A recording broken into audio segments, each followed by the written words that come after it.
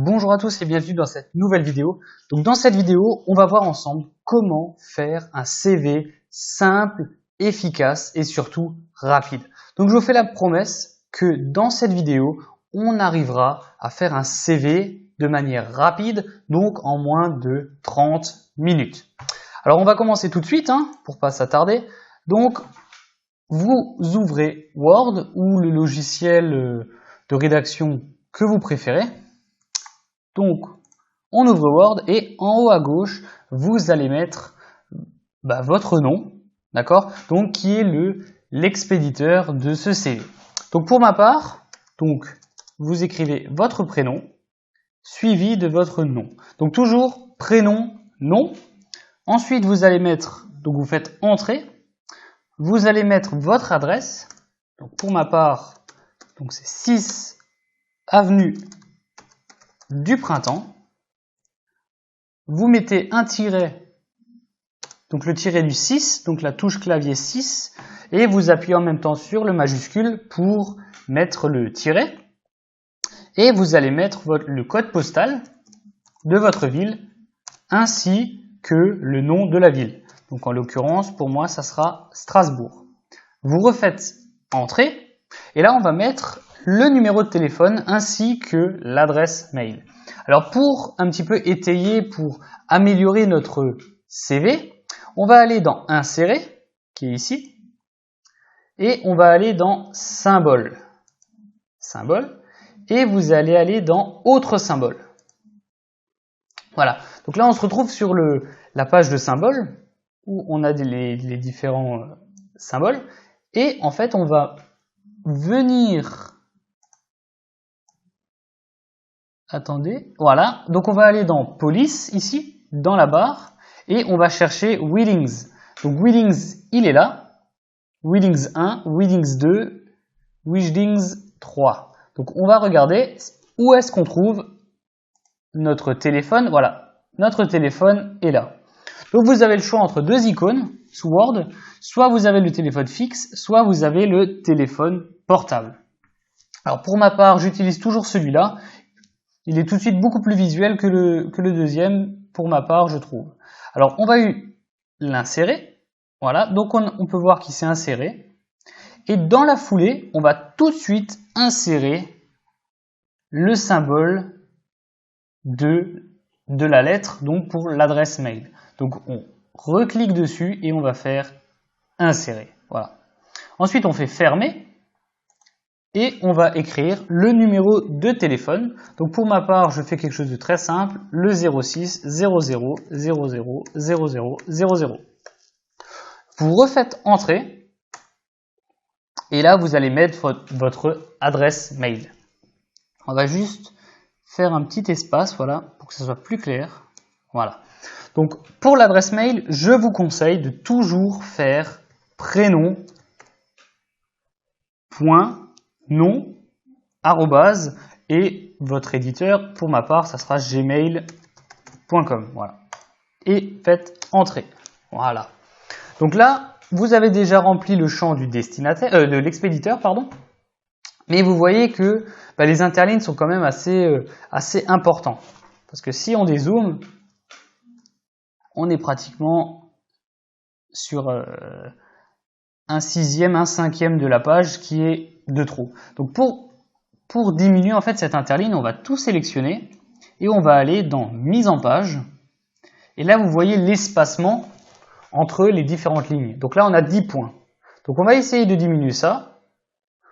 0, c'est pas beaucoup. 6, c'est peut-être de trop. Donc on va en mettre 3. Voilà. Alors maintenant qu'on a complété le champ expéditeur, on va compléter le champ qui va se placer ici et qui va en fait résumer votre état civil. Alors pour ce faire, on va aller ici, on va faire quelques espaces, voilà, et vous allez mettre votre âge. Donc pour moi, ça va être 20 ans. Vous allez sélectionner cet âge, donc 20 ans, et vous allez mettre un petit taquet qui est ici, donc sur la règle. Vous allez le mettre, c'est pas ça, vous allez appuyer une fois, voilà. Donc là il est mis, Vous le voyez, il est ici. Alors pour le sélectionner, il doit être, donc il est résumé ici, d'accord? Vous pouvez sélectionner d'autres taquets. Donc pour ce faire, on appuie juste ici. Mais dans notre cas, on va mettre celui-là, d'accord? Et après, on va appuyer dessus, on va cliquer dessus et on va le maintenir pour le déplacer. Visiblement, il veut pas, voilà. Là, il s'est automatiquement mis sur la ligne définie. Donc pour ce faire, j'ai appuyé sur la touche de taquet. Donc la touche de taquet, c'est juste elle qui est au-dessus de la touche maj, donc pour le majuscule, donc le petit cadenas que vous avez sur votre clavier. Alors on va refaire, pour que vous compreniez bien le processus. Alors voilà, vous mettez votre âge, vous le sélectionnez, vous sélectionnez le taquet en adéquation avec ce qu'on désire, donc on veut celui-là, et vous allez appuyer une fois dessus, voilà, donc là il est mis, ah non, c'est pas le bon, pardon, je l'avais pas vu,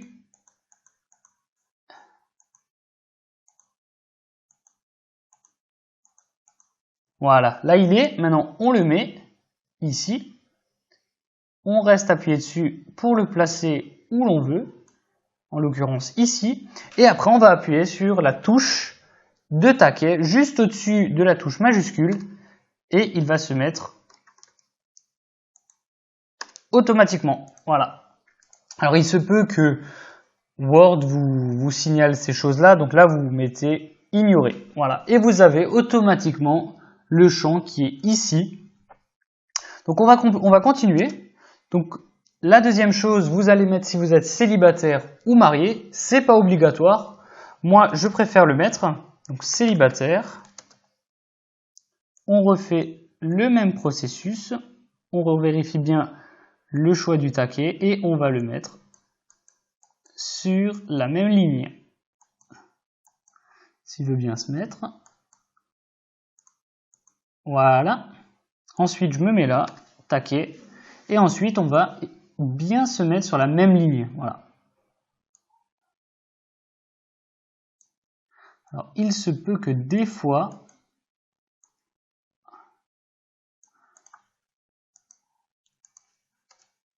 pourquoi il veut pas? Voilà. Alors souvent, il faut le rattraper avec des espaces, hein, mais on arrive à quelque chose de très propre à la fin.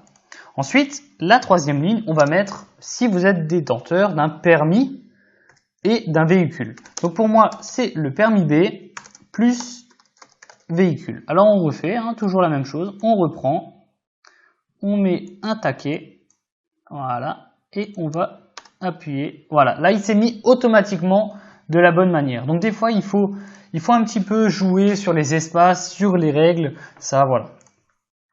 J'ai oublié de vous préciser quelque chose. Si vous n'avez pas la règle là en haut, vous allez dans affichage et vous cochez la ligne qui est ici. Voilà. Donc maintenant, on va continuer. Donc en l'occurrence, vous allez mettre un titre à votre CV. Qu'est-ce que vous cherchez? Donc pour moi, ça sera technicien supérieur en maintenance industrielle. Voilà.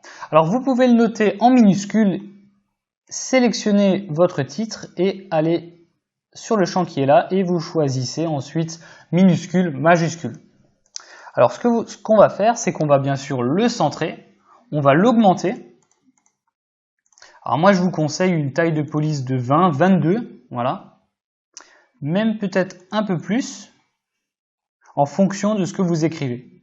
Voilà, donc 22 en l'occurrence, ça sera très bien. Voilà. Voilà. Donc là, il faut que ça soit bien centré. Ce qu'on peut faire également, c'est la mise en page pour que l'internit soit un petit peu diminué. Donc là, on va aller sur la première ligne. Après, il est au maximum déjà. Voilà. Oups là, pardon. Et on va donc continuer. Donc là, la première chose que vous allez mettre, c'est votre formation ou votre expérience professionnelle. Donc ça va dépendre un petit peu de votre profil. Si vous êtes un jeune étudiant, quelqu'un qui vient de sortir de l'école, vous allez mettre plutôt en valeur votre formation. Et si vous êtes quelqu'un de plus expérimenté, vous allez mettre plutôt votre expérience professionnelle. Alors pour ce faire, commençons tout de suite. Alors vous allez mettre formation ou expérience. Donc pour ma part, je vais mettre formation. Donc en majuscule, vous allez le centrer. Vous pouvez le mettre en gras, l'augmenter. Une taille de 14, ça m'a l'air quand même pas mal. Vous pouvez mettre la couleur de votre choix. Pour ma part, je vais mettre un peu de bleu. Et là, ce qu'on va faire, c'est que on va aller dans les outils de surlignage, de bordure, pardon, et vous allez appuyer sur la petite flèche qui est là, et vous allez aller dans bordure et trame. Et là, en fait, on va choisir toutes les lignes qui vont entourer la cellule. Alors, on va choisir encadrement, et on va choisir les petits pointillés qui sont là, pardon. Celui-là, il m'a l'air pas mal. Donc, il y a des traits et des plus petits traits. Ou même des points et des traits. Voilà, on va choisir celui-là. On va appuyer sur OK. Hop, pardon. Bordure et trame. Voilà. D'abord, on va sélectionner bordure extérieure. Et voilà.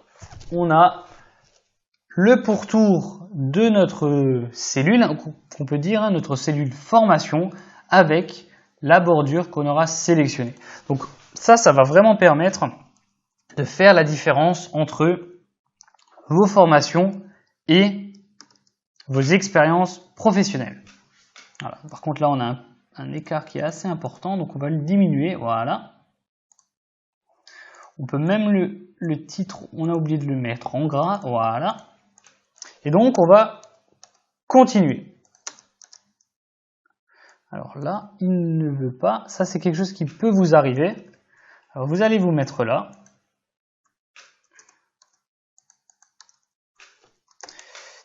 J'ai oublié de vous préciser qu'il fallait bien faire attention. Hop, hop, hop, hop, hop. Voilà, de bien garder de l'espace. Voilà. Et là, on va le refaire. Formation. Voilà, avec un peu de couleur. En gras, bordure extérieure, voilà, et là on a la place derrière. Donc là vous allez mettre vos formations. Alors pour ce faire, au début vous allez mettre votre année, donc en partant du plus récent vers le plus vieux. Donc pour ma part, je vais mettre par exemple en 2016, donc vous allez mettre 2016, double point, le nom de votre formation. Donc pour ma part, je vais mettre un DUT génie industriel et maintenance. Vous allez mettre ces informations en gras, d'accord? Et le 2016, vous pouvez le mettre en gras et même mettre un petit rappel de couleur par rapport à la formation. Voilà. Ensuite, vous allez mettre l'établissement. Donc là, vous enlevez le gras. Donc pour ma part, c'était à l'IUT, Louis Pasteur de Schiltigheim. Et pour étayer encore davantage votre CV, pour montrer que vous êtes quelqu'un de curieux, vous allez ajouter des barres. D'accord? Donc c'est ALGR 5. Et vous allez mettre le nom du site internet de l'établissement. Et vous allez faire entrer. Voilà. Par contre, j'ai oublié celui-là. Voilà. Ah, j'ai oublié quelque chose. Normalement, il devrait se mettre en bleu. Voilà. Et ensuite, vous allez ajouter l'encadré. Donc, ALGR 5 et ALGR parenthèse. Voilà. Ensuite, vous allez continuer votre formation jusqu'à arriver au bac, en l'occurrence. Vous allez continuer par votre expérience professionnelle. Donc, on refait le même processus qu'avant. On se garde un peu de place. Expérience professionnelle. Vous reprenez le tout, vous mettez votre encadré, vous le centrez en gras avec la couleur que vous désirez. Et ensuite, vous allez remettre votre expérience professionnelle. Donc en l'occurrence, je peux vous mettre un exemple. En 2018, double point, Renault. Vous mettez en gras comme avant, avec ici en gras avec le rappel du titre. Vous allez mettre le lieu. Voilà. Le site internet. Donc pour ma part, voilà.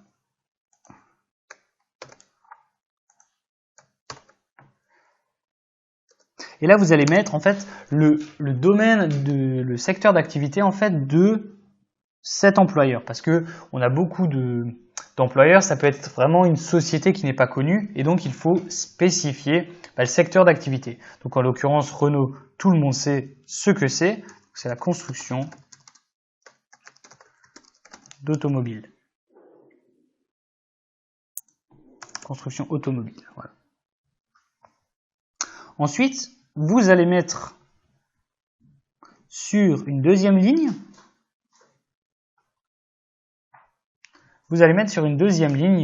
le statut, quel a été votre poste dans cette société. Donc là, j'ai été technicien en méthode de maintenance. Donc ça, vous pouvez le mettre en gras également.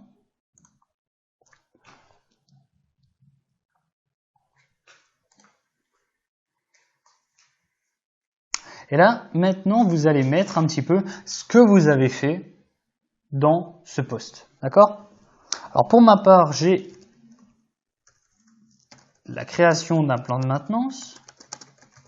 Bon, je vous mets quelques exemples.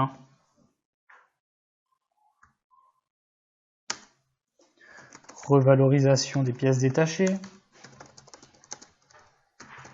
Voilà, etc., etc. Sur 2-3 lignes au maximum. Par contre, il faut que votre CV soit bien équilibré. Il faut qu'il y ait autant de mots au-dessus qu'en dessous. D'accord? C'est pour ça que vous allez jouer sur la taille des polices. Donc par exemple ici, vous pouvez tout de suite diminuer. Là, on était en 16, on va le diminuer à du 14. D'accord? La même chose pour celui-là, à du 14. Et là, on se retrouve tout de suite. On voit tout de suite Renault, Strasbourg, construction automobile et en gras, technicien en méthode de maintenance. Donc la même chose au-dessus.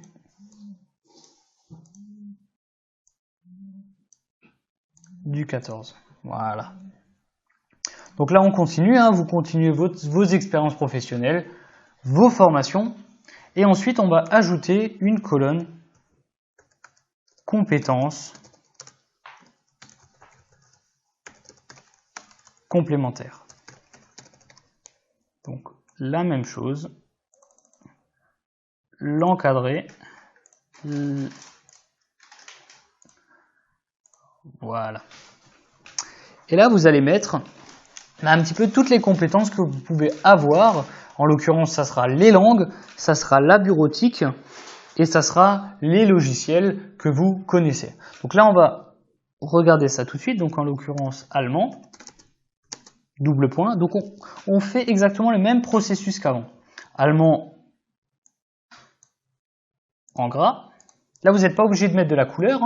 Donc allemand en gras. Et là, vous pouvez mettre lu, écrit, parlé. Donc vous mettez en fait les compétences en fonction de votre profil. et si vous avez le niveau scolaire. Alors le niveau scolaire c'est quoi? C'est A1, A2, B1, B2, C1, C2. Donc ça c'est en l'occurrence si vous avez fait des concours, si vous avez fait des tests, donc en anglais le TOEIC par exemple, et donc si vous avez un niveau c'est toujours intéressant de le mettre. Donc là vous pouvez mettre niveau B1 par exemple.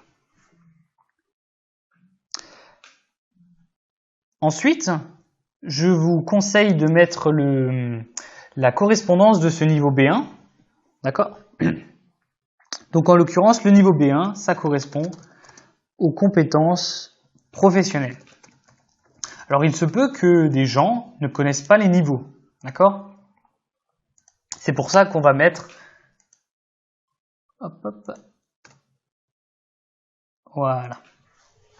Ne connaissent pas en fait la correspondance de ce niveau. C'est pour ça qu'on va mettre entre parenthèses les compétences. Donc là on refait, on revient à du 14 pour que ça tienne sur une ligne. Vous allez continuer pour l'anglais et pour les différentes autres langues que vous avez. D'accord? Ensuite, vous sautez une ligne et on va se lancer dans la bureautique. Là, la bureautique, également en gras. Et là, vous allez mettre ce que vous connaissez en bureautique. Donc en l'occurrence, ça sera Microsoft Word par exemple, ça sera Excel, ça sera PowerPoint ou tout simplement le pack Office. Voilà, donc ça dépend de votre profil. On continue sur les logiciels. Donc là, vous allez mettre les logiciels que vous connaissez, que vous savez manipuler. Donc ça, les logiciels, en fait, ça doit être propre à votre secteur d'activité, donc à votre métier. Donc par exemple, pour un technicien supérieur, on va avoir des logiciels comme SolidWorks, des logiciels de CAO de manière générale, etc., etc. Voilà. Et ensuite, vous pouvez finir sur vos centres d'intérêt.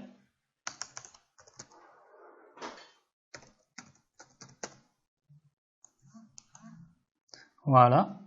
Vous le centrez, vous l'encadrez, vous le mettez en gras. J'ai oublié la majuscule, donc là, on va aller sur l'icône qui est là et majuscule. Voilà. Et donc, vous allez mettre vos centres d'intérêt. Donc, en l'occurrence, ça sera le vélo, le football et la course à pied. Voilà. Là, on enlève ça. Et vous avez réussi à obtenir un CV simple, rapide et surtout efficace. Alors pourquoi je vous dis ça?